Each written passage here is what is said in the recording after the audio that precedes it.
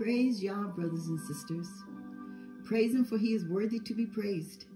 He alone is worthy, worthy, worthy. It is he who gets us through one day, every hour and every minute of that day, every day of the week, every week of the month, and every month of the year. It is in him that we live, move, and have our being. It is he who protects, provides, gives us peace, gives us answers and solutions. He leads and he guides. And most of all, he never leaves us nor forsakes us. He's there with us. Everywhere we go, he is everywhere we are. We praise him and we magnify him. Today we're going to talk about ambition and how we ought not to embrace ambition. For ambition is a distraction and it is deception. Another means of deception, or it can be, and it is. When our ambition is that to climb the ladders in this society, in this kingdom, yes, it's deception. And it is definitely a distraction. It will take us off the path that leads to righteousness and eternal life. Excuse me. So we're going to begin reading in 1 Timothy 6, verse 6 through 10. But set apartness with contentment is great gain. For we brought nothing into this world, and it is certain we can carry nothing out.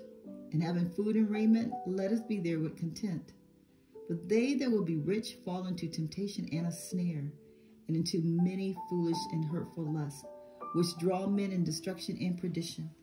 For the love of money is the root of all evil, which while some coveted after, they have erred from belief, and pierced themselves through with many sorrows. Genesis 3. Now the serpent was more subtle than any beast of the field, which Yahuah Aloah had made. And he said unto the woman, Yea, has Aloah said, You shall not eat of every tree of the garden? And the woman said unto the serpent, We may eat of the fruit of the tree of the garden, but the fruit of the tree which is in the midst of the garden, Aloah has said, You shall not eat of it, neither shall you touch it, lest you die. And the serpent said unto the woman, You shall not surely die. For Aloah knows that in the day you eat of it, then your eyes shall be opened, and you shall be as mighty ones, knowing good and evil. And when the woman saw that the tree was good for food, and that it was pleasant to the eyes, and a tree to be desired to make one wise, she took of the fruit thereof, and did eat, and gave also unto her husband with her, and he did eat. And the eyes of them both were opened, and they knew that they were naked, and they sewed fig leaves together, and made themselves aprons. She had ambition. When she was told that she would be as a mighty one, knowing good and evil, that's when she saw that the tree was good for food, and that it was pleasant to the eyes, and a tree to be desired. Remember the pride of life, the lust of the eye, and the lust of the flesh?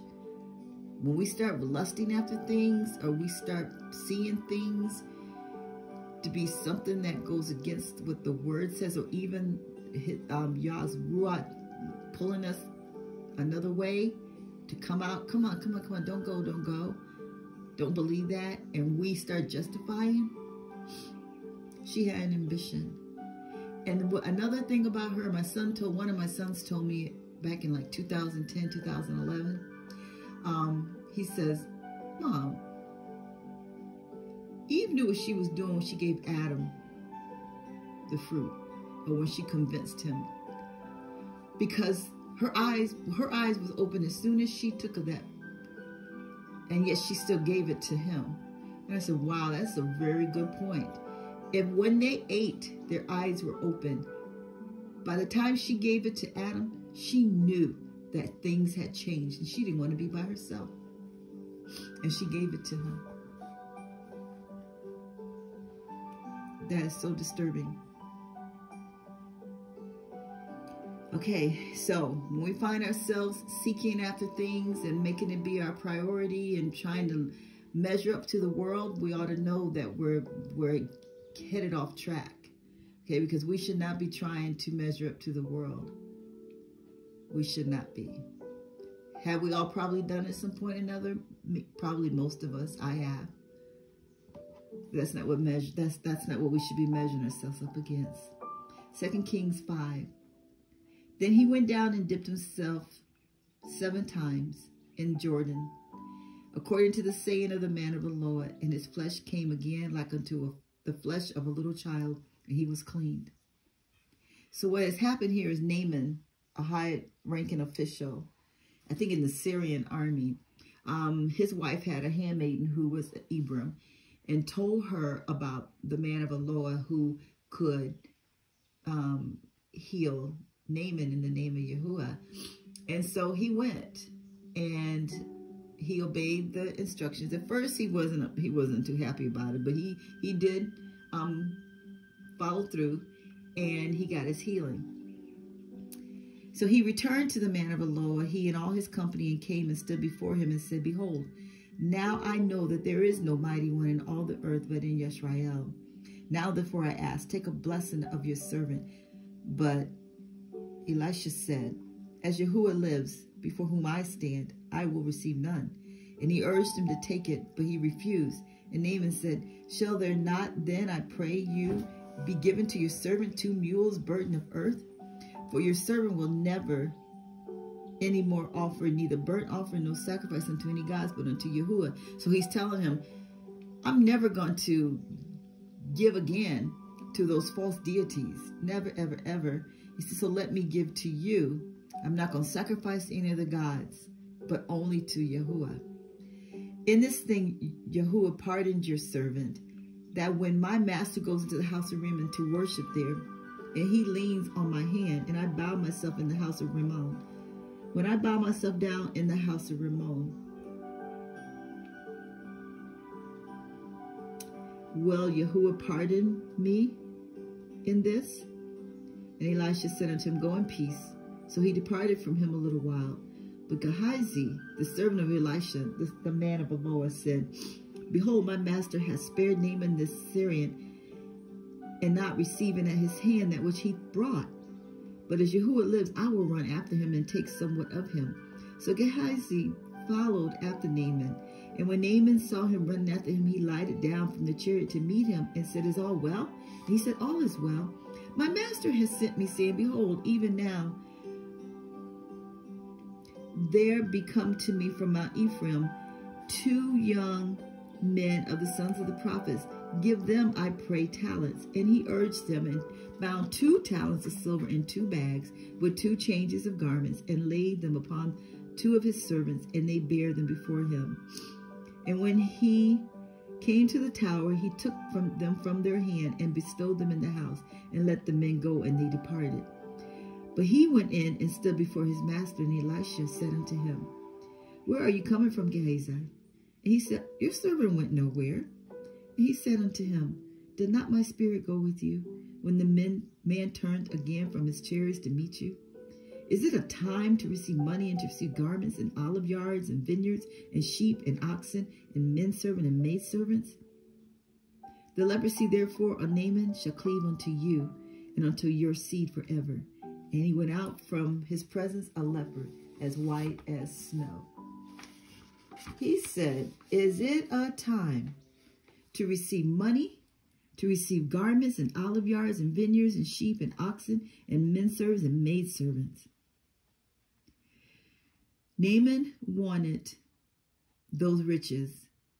Not Naaman, Gehazi wanted Naaman's riches that he wanted to give. And he even lied and said that the prophet has sent him to come get them. This is not a time for us to be seeking ambition and names and promotions and positions in this world that's going to be destroyed in fervent heat. Anything that is attached to Babylon and to the great whore is going to be destroyed. And he told us to come out from among her, lest we be partakers of the destruction. If we want to be partakers of her pleasure, look to be partaker of the destruction that's coming to her also. So what happened? He ended up getting the very leprosy that was put on, that Naaman was delivered from. And he said, and his descendants, your seed forever. And you know, once Yah speaks, that's it. So that's 2 accounts of ambition. There's more, but those are the 2 we're going to talk about today. So once Yah tells us something, we can't reason and justify like Eve did and believe the report of the evil one. She was already in a great place. She didn't need more. And are we not?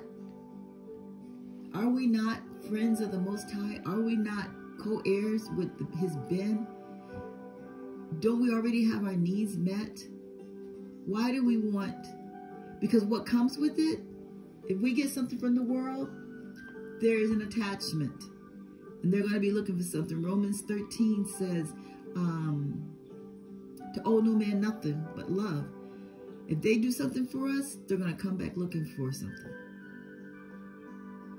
That's why those who have been said to have sold their souls to the evil one, when he's done with them, they pay heavily on this earth. And then afterwards, they're going to pay for eternity.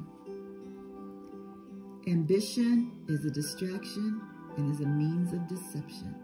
It lies, it's glimmer. They say everything that glitters is not gold. And the grass looking green on the other side is not necessarily true.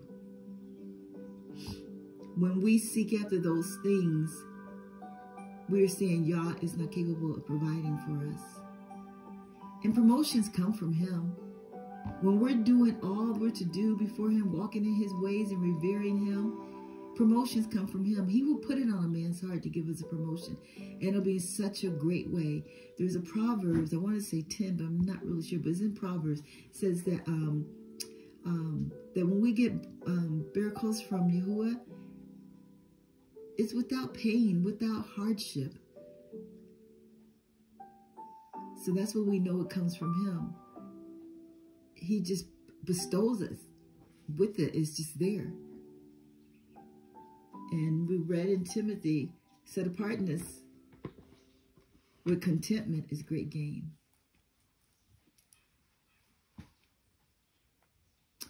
I think the Proverbs verse says there's no sorrow with it. When we get promotions and miracles, there's no sorrow with it. Like someone says, oh yeah, Yah blessed me with a car. And I know he's going to work it out so I can make this $500 a month payment. That is good that we look to Yah to help us with those things. But that's not a true miracle from Yah. The car is paid for. There's a sister who is driving a beautiful car that somebody gave her.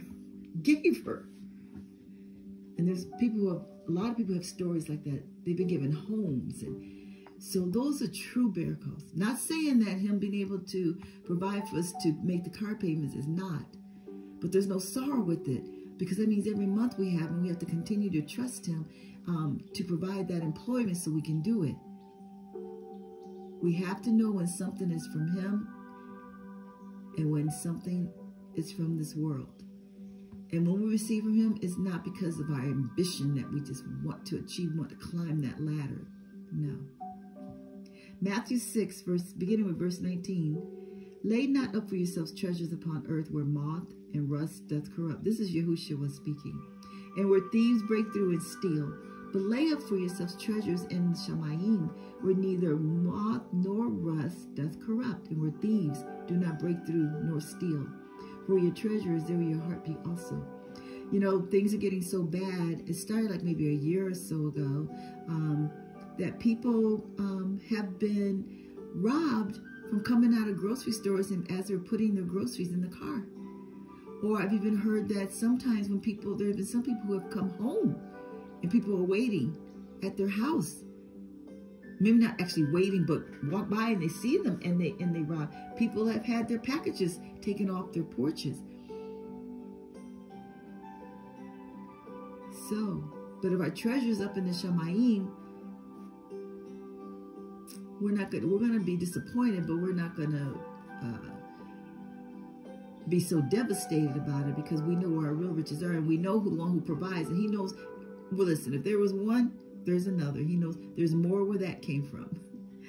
Colossians 3, verses 1 through 3. If you then be risen with Mashiach, seek those things which are above, where Mashiach sits on the right hand of Aloah. Set your affection on things above and not on things on the earth. For you are dead, and your life is hid with Mashiach in Aloah. So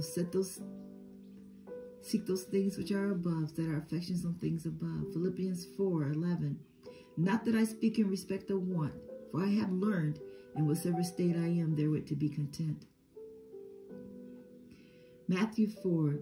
Then was Yahushua led up to the Ruah into the wilderness to be tempted of the evil one. Now listen to how he handled this. And when he had fasted 40 days and 40 nights, he was afterward a hunger. And when the tempter came to him, he said, if you be the son of Aloah.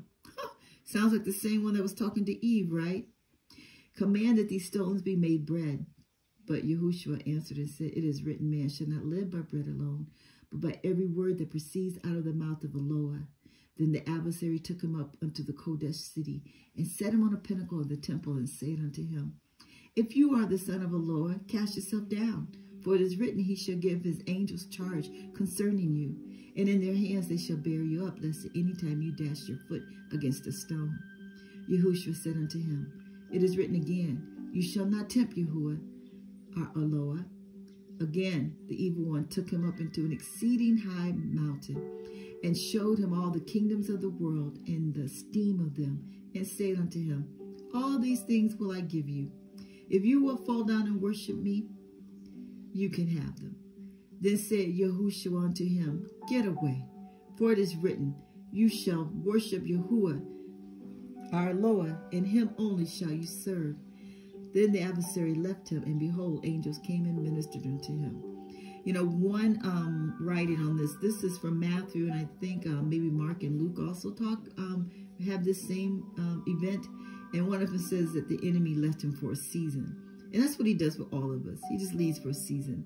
Once we submit ourselves unto Yah and we resist him, he has to flee. But he'll be back. He'll be back. Philippians 2 and 4. Who being in the form of Aloah thought it not robbery to be equal with Aloah, but made himself of no reputation, and took upon him the form of a servant, and was made in the likeness of men. And being found in fashion as a man, he humbled himself, and became obedient unto death, even the death of the cross. Wherefore Aloah also hath highly exalted him, and given him a name which is above every name, that at the name of Yahushua every knee should bow, of things in the Shamayim, and things in the Arets, and things under the Arets, and that every tongue should confess that Yahushua is master, to the honor and esteem of Yahuah the Father. So look at that. He humbled himself. He humbled himself. Became obedient unto death, even the death of the tree. And when he fulfilled that, Aloah also hath highly exalted him, and given him a name which is above every name.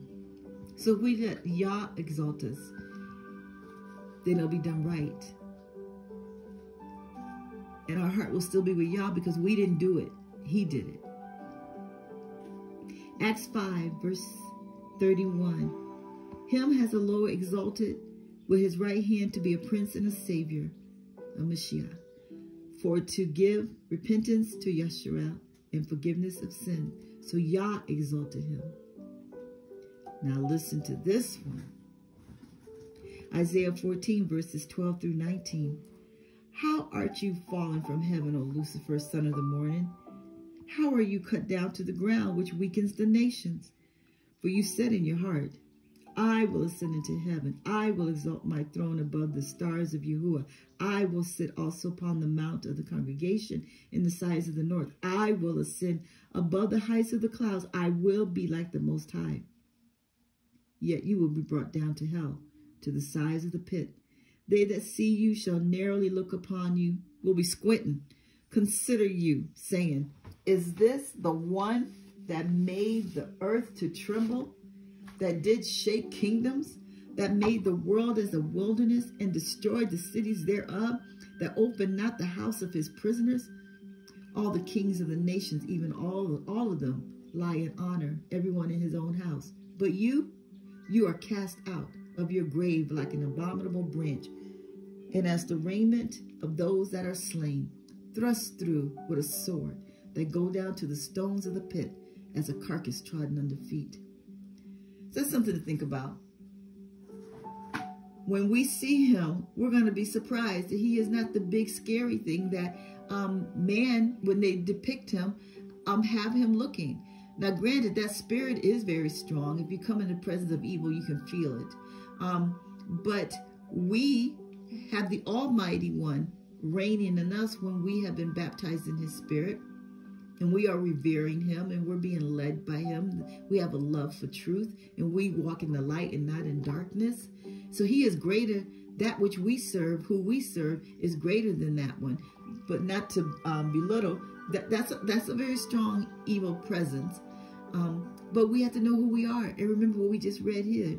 People are going to say, you? So compared to the Almighty One, yeah.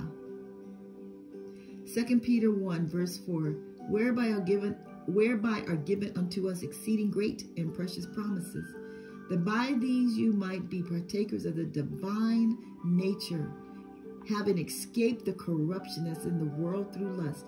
Corruption is in the world through lust.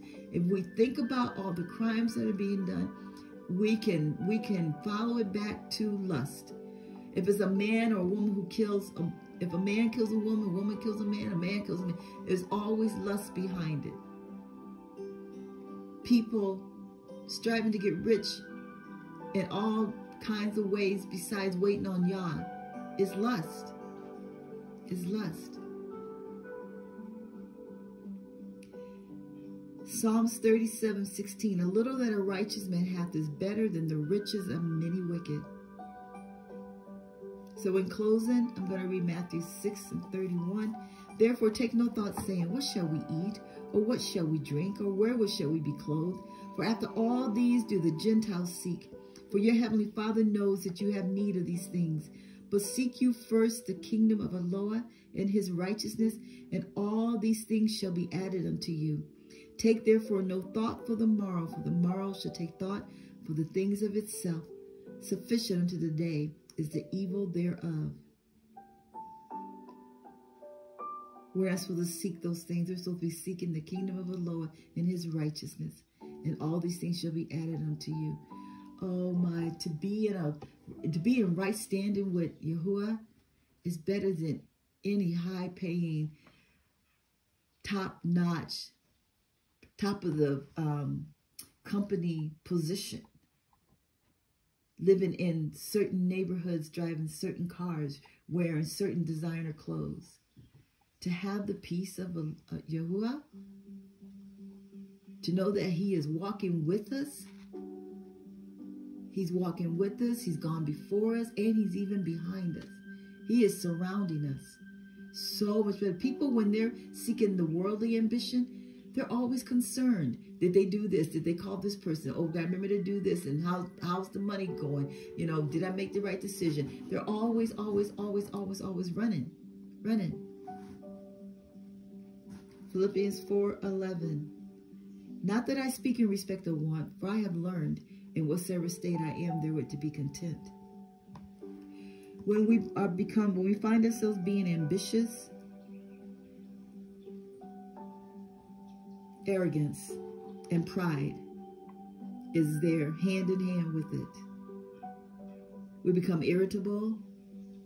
Sometimes people become liars, connivers, flatterers, anything that it takes to get that.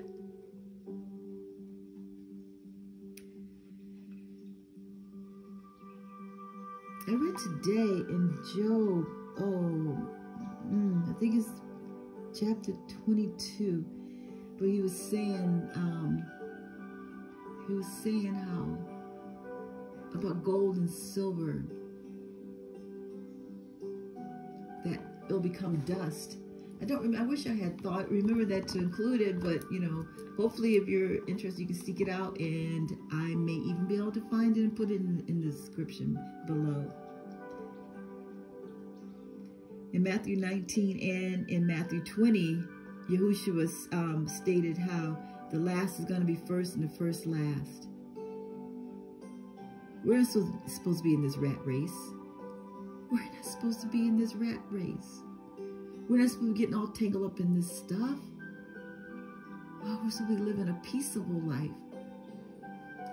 as sojourners, hidden away, trying to live as inconspicuously as possible, doing the Father's will, living for Him, looking for His return. Not get all caught up in this. Because let me tell you something. You can get all that you think is important, that we can think is important, unless something happened to one of our loved ones, and none of it means anything. It won't even mean anything. So let's be mindful of promotions and accolades and flattery and promotion, you know, and those kind of things, because sometimes it's all about the agenda of he who presents it. It really has nothing to do with you. And we don't want to owe any man anything. When it's time to leave this place, we don't want any ties. We don't want to be bound to anything here. Let us be content with what we have, what Yahuah has brought to us in our lives, and know that when He brings His miracles, His gifts, there's no sorrow added to it. All right, brothers and sisters, there's nothing wrong with us having, because He's already told us in Deuteronomy 28 how we're going to have all of these things when we are commandment keepers and we're seeking to please Him. But what I'm saying is we're not to seek it, because if we seek it, guess what? That becomes our mighty one. Now, that brings up something. On all these social media platforms, they call it followers. They call the people influencers.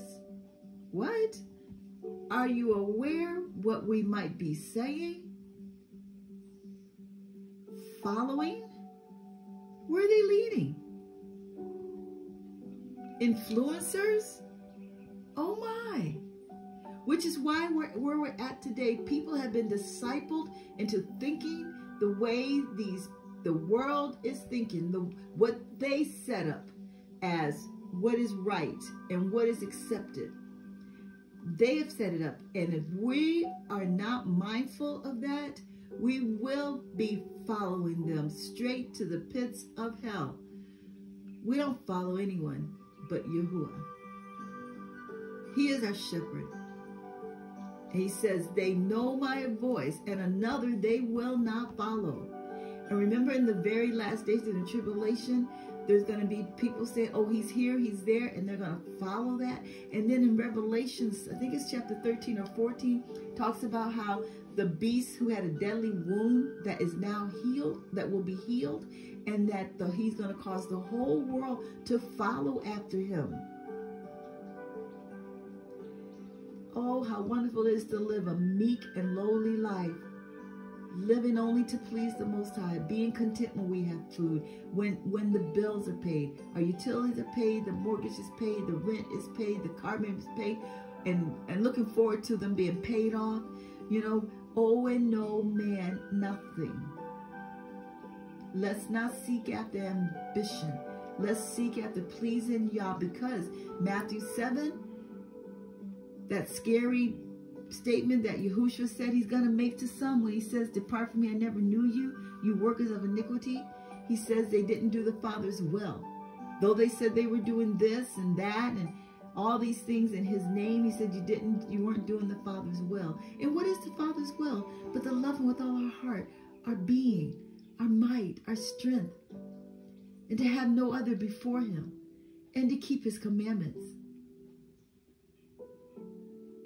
That's what we need to be seeking after. He said, seek ye first the kingdom of Yah, and all these other things will be added to you. And He also said in another place that any man who's left houses, land, mother, father, wife, husband, anything to follow him, they will receive 100-fold in this life and in eternal life. So if we put things right, put him first, all these other things will be added. Just wanted to encourage us, keep our minds stayed on the Most High, set our affections on things above, where there's no thieves and moth and rust can't corrupt. Till next time, brothers and sisters, stay encouraged, and let's continue to work at being accounted worthy to escape the things that are coming upon the face of the earth, and that, oh my, that we endure to the end. One psalm says that Dawood asked him to keep my soul. May y'all keep our souls, our beings. May he keep our beings. May he keep our beings. Keep our eyes stayed on him. Keep our knees bowed to him and worshiping him, so there's no room to worship any other. For it's in him that we live, we move, and we have our being. He is our life. Moses told the children of Israel in Deuteronomy. And in Colossians says, our life is hid in him. When we are his, are we his? Until next time. Praise Yah. We win in Yah. We win in Yah. We win in Yah.